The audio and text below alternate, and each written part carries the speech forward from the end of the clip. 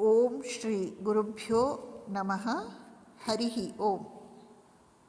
ಶ್ರೀಮಾತೆ ಶ್ರೀ ಶಾರದಾ ದೇವಿಯವರು ತ್ಯಾಗ ಜೀವನವನ್ನು ಕುರಿತಂತೆ ಅತ್ಯಂತ ಅಭಿಮಾನಪೂರ್ವಕವಾಗಿ, ಗೌರವಪೂರ್ವಕವಾಗಿ ಮಾತನಾಡುತ್ತಾರೆ. ಅವರು ಹೇಳುತ್ತಾರೆ, ನೋಡು ಮಗು, ಎಷ್ಟೋ ಜನ ಜೀವನದಲ್ಲಿ ಏನೇನೋ ಪ್ರಯತ್ನ ಮಾಡಿ ಅವುಗಳಲ್ಲೆಲ್ಲ ನಿರಾಶರಾದ ಮೇಲೆ ದೇವರನ್ನು ಹುಡುಕಿಕೊಂಡು ಹೋಗುತ್ತಾರೆ. ಆದರೆ ಯಾರು ಹೂವಿನಂತೆ ಶುದ್ಧವಾದ ತಮ್ಮ ಹೃದಯವನ್ನು ಬಾಲ್ಯದಿಂದಲೇ ಶ್ರೀರಾಮಕೃಷ್ಣರ ಪಾದಗಳಲ್ಲಿ ಇಡುತ್ತಾರೆಯೋ ಅವರೇ ನಿಜಕ್ಕೂ ಧನ್ಯರು. ದೊಡ್ಡ ಮಾತು. ಶ್ರೀಮಾತೆಯವರು ಮತ್ತೆ ಹೇಳುತ್ತಾರೆ, ಮೊನ್ನೆ ಒಬ್ಬರು ಸಾಧು ನನಗೆ ಹೇಳಿದರು, ಅಮ್ಮ, ನಾವು ಯಾವಾಗಲೂ ಎಚ್ಚರದಿಂದಿರಬೇಕಾಗುತ್ತದೆ.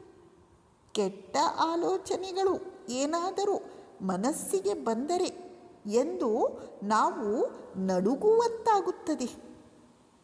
ಅದು ನಿಜ.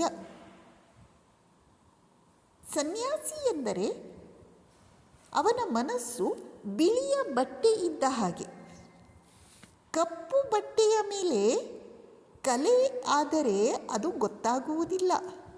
ಆದರೆ ಬಿಳಿ ಬಟ್ಟೆಗೆ ಒಂದಿಷ್ಟು ಮಸಿ ತಾಗಿದರೂ ಅದು ಎದ್ದು ಕಾಣುತ್ತದೆ. ಸನ್ಯಾಸಿಯ ಜೀವನದಲ್ಲಿ ಯಾವಾಗಲೂ ಅಪಾಯ ಇದ್ದೇ ಇರುತ್ತದೆ. ಇಡೀ ಜಗತ್ತು ಕಾಮ ಕಾಂಚನದಲ್ಲಿ ಮುಳುಗಿದೆ. ಸನ್ಯಾಸಿ ಮಾತ್ರ ಯಾವಾಗಲೂ ವೈರಾಗ್ಯದಿಂದಿರಬೇಕು.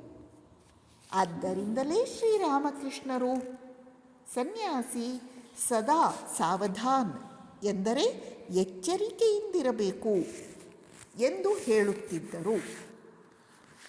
ಇಲ್ಲಿ ಶ್ರೀಮಾತೆಯವರು ಸನ್ಯಾಸ ಆದರ್ಶ ಸರ್ವಶ್ರೇಷ್ಠವಾದದ್ದು, ಅಮೋಘವಾದದ್ದು. ಆದರೆ ಅವನು ಸ್ಫಟಿಕ ಸದೃಶ ಪಾವಿತ್ರ್ಯದಿಂದ ಕೂಡಿರಬೇಕು.